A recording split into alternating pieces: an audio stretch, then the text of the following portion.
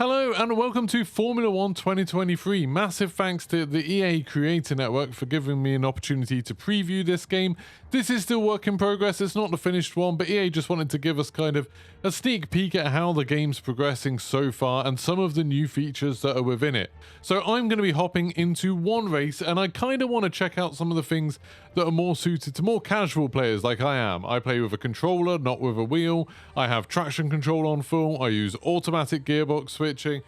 All of that stuff. Like, I'm very much a casual player. I prefer arcade races normally rather than full-on sims.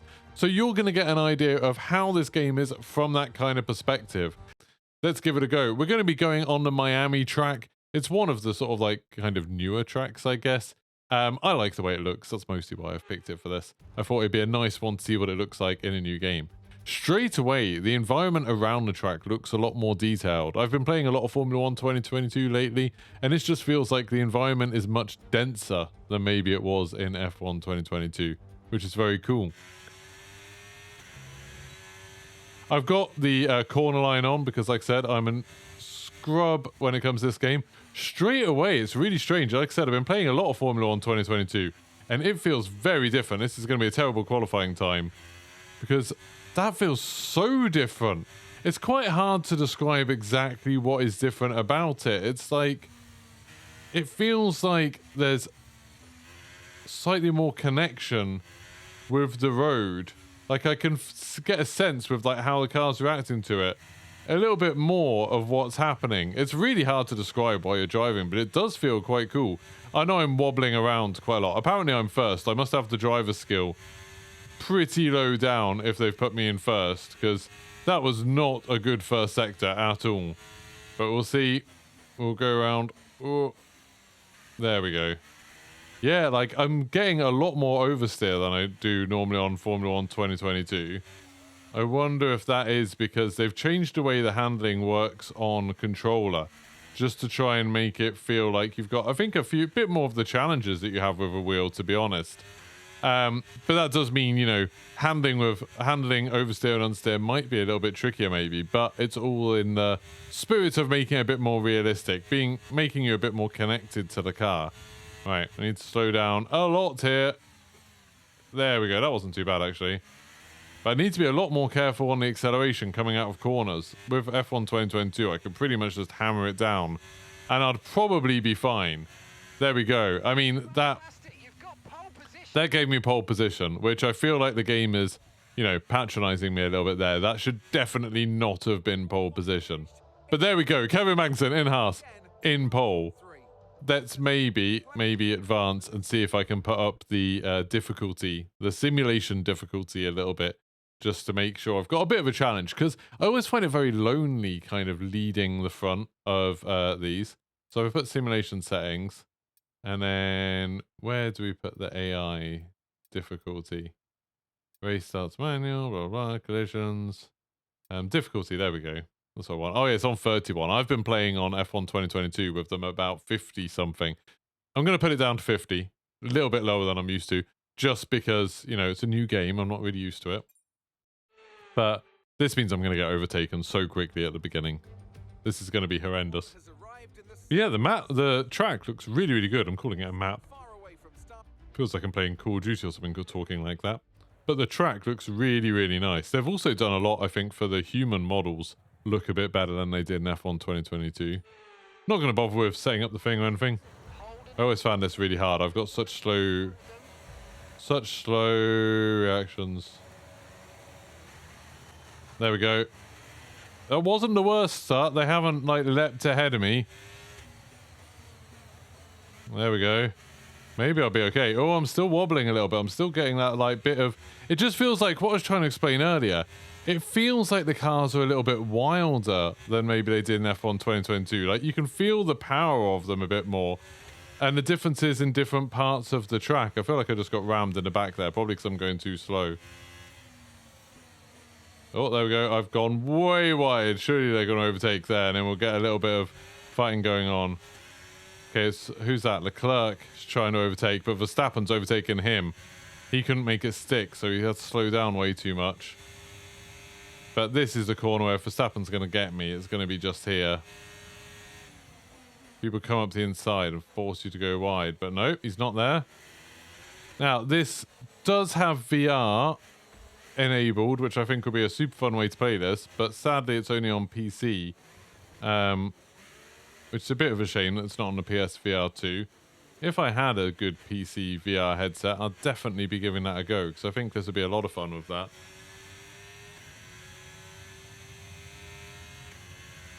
You can see Verstappen is a long way back. Maybe I've still got the difficulty set a little bit too easy as it stands. It's only a 5-lap race, remember. I'm not going to have to worry about pit stops or anything like that. But yeah, I'm really shocked at how different the handling feels. I feel like I'm failing to put it into words adequately, but it does feel different. It does feel like I'm having to do more while I'm steering in kind of an interesting way.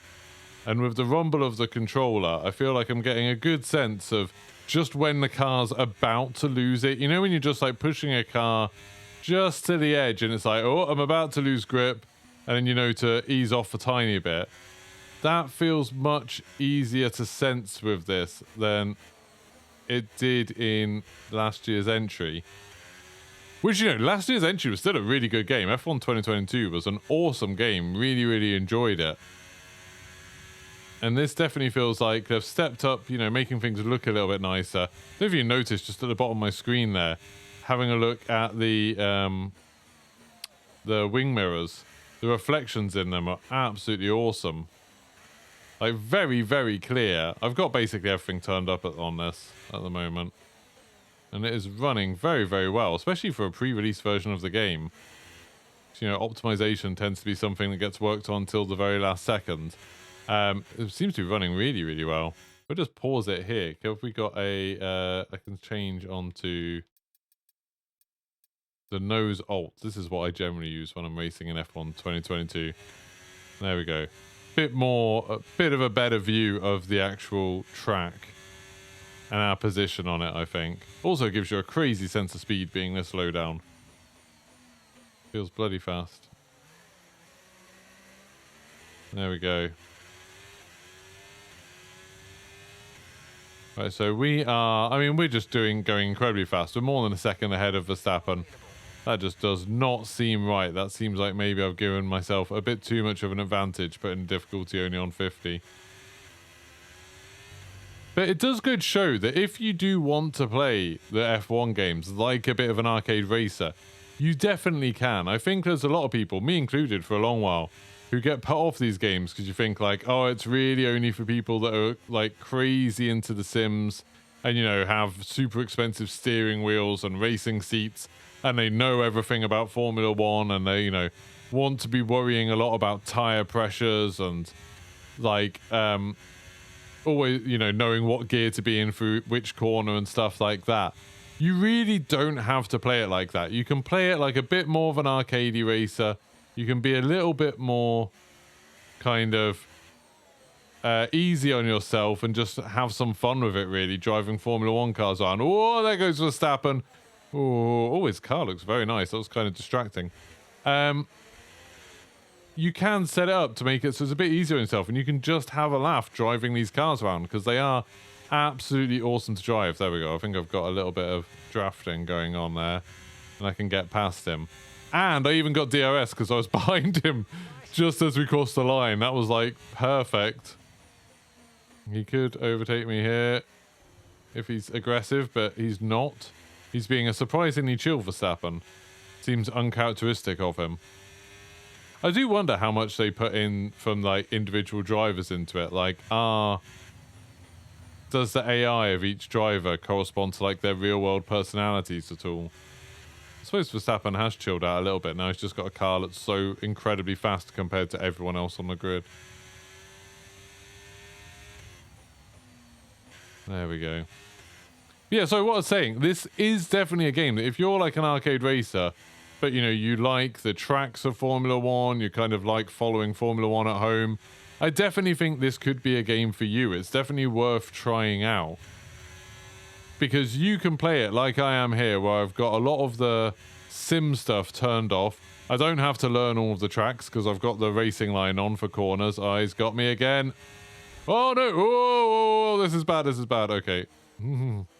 He gave me a bit of a tap there, but I was going insanely fast, so it properly threw me off. I had to try and compensate. Bear in mind, again, I'm in a Haas at the moment. I'm not doing these corners very well. I'm a bit shaken by that pass. That was crazy.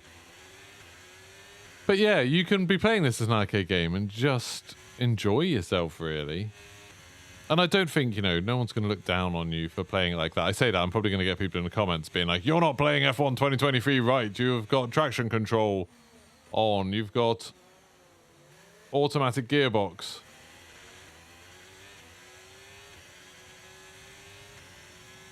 Here we go. Right, we're on the last lap now. I don't think I can catch him on this corner. No. Apparently they've done a lot with going over the curbs and how that influences your driving as well, which makes me a little bit scared to touch the curbs, to be honest, because I don't know quite how far that's going to go, like how crazy that's going to get if I end up going over them. Oh no, I've gone a bit wide. Went too fast into that corner. Oh god, I'm still going too fast. I'm going to get overtaken again. If I can stay on the podium, I think I'm going to be doing well in this race. Who's behind me? Hamilton and Leclerc are battling. That's good for me, because that might slow them down a little bit if they've got to fight with each other. Oof. Hamilton's coming up. Oh no! Oh! I just rammed in the back of him and somehow didn't do any damage. I'm not sure if that's a difficulty thing I've got. Yeah, there was a collision with Hamilton because he overtook me and pulled right in front of me. To be fair, I do feel like that's the sort of thing Hamilton might do. Just like put himself in a position where I'd have to do something very dangerous to get that place back. That was sneaky. I might be able to get him again though. There we go. I can get past him. I've got enough space here. Got DRS. Open. I can get quite a gap to him. I think I might be able to finish this lap ahead of him. Unless he does something crazy here. No, I did that corner pretty well that time. That was pretty good. Just having that DRS helped no end. When this game comes out, I will, of course, be having a go playing with like Two Angry Gamers and Hads and stuff they've already talked about. Doing some multiplayer races. Hopefully, I'll be able to learn how to play it the way they do. I'm not sure if they... You know, they probably have the racing line turned off and they probably have to use manual gearbox stuff. If they do, I'm going to have to learn to race like that. But there we go. And now you see the kind of post-race celebrations. It looks so... like that does look a lot like Drive to Survive, except a lot more people have helmets on than they normally do. There's Max Verstappen showing off, a very familiar sight for this season of F1. This, like, I always wonder at what point will they start having some of the pit crew? Because you recognise, if you watch a lot of Formula 1, you recognise some of the people in the pit crew, some of the people who come out to celebrate with them at the end of each race. You'd kind of expect to see the same people over and over again. But in this, it always the same people, you know, even if you change team, you get the same people. So there we go. There's me, Kevin Magnussen, hopping up in second. Imagine how happy he'd be if he got second between Verstappen and Hamilton. That would be pretty amazing. Oh yeah, that does look a lot like Max Verstappen. That's pretty good likeness. I like it. And there we go. So that is Formula 1 2023.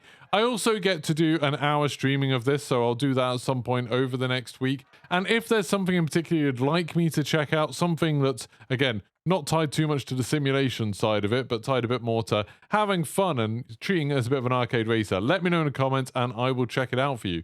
So thank you very much for watching. Don't forget to like and subscribe, and I'll see you soon. Goodbye.